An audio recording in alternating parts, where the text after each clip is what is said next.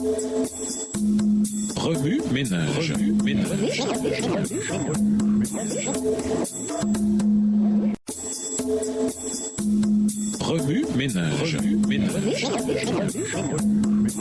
Bienvenue dans votre émission Remue ménage. Nous voilà à la leçon de jeudi, s'impliquer, un transfert au sanctuaire. La partie la plus importante du service quotidien était les sacrifices individuels. Le pécheur repentant amenait son offrande à la porte du tabernacle et, plaçant sa main sur la tête de la victime, il lui transmettait symboliquement ses péchés qu'il confessait. Puis, de sa propre main, il égorgeait l'animal dont le sang était porté par le prêtre dans le lieu saint et aspergé devant le voile derrière lequel se trouvait la loi transgressée par le pécheur. Par cette cérémonie, le péché était, par l'intermédiaire du sang, transféré au sanctuaire. Dans certains cas, le sang n'était pas porté au lieu saint. Les prêtres consommaient alors la chair de la victime, comme Moïse l'avait indiqué au fils d'Aaron en disant « C'est une chose très sainte », afin que vous portiez la faute de la communauté, afin de faire pour elle l'expiation devant l'Éternel. Lévitique 10, verset 17. Ces deux rites figuraient le transfert des péchés au sanctuaire. Tel était le rituel, jour après jour,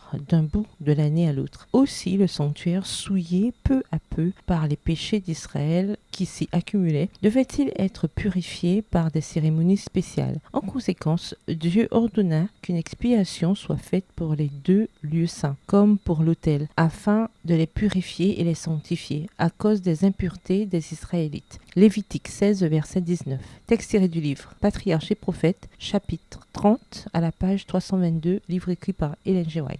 À son ascension, Jésus se présenta à Dieu pour plaider les mérites de son sang en faveur des croyants, tout comme l'avaient fait les prêtres au tabernacle mosaïque lorsque, dans le lieu saint, ils aspergeaient le sang des sacrifices au nom des pécheurs. Toujours extrait du livre Patriarches et prophètes, chapitre 30, page 325, écrit par Ellen G. White. Remue ménage, suite à l'étude de Lévitique 4, versets 27 à 31, comment Dieu vous parle-t-il? De quelle façon Dieu vous dit-il de vous comporter avec vos semblables? Au revoir. Et à demain si Dieu veut.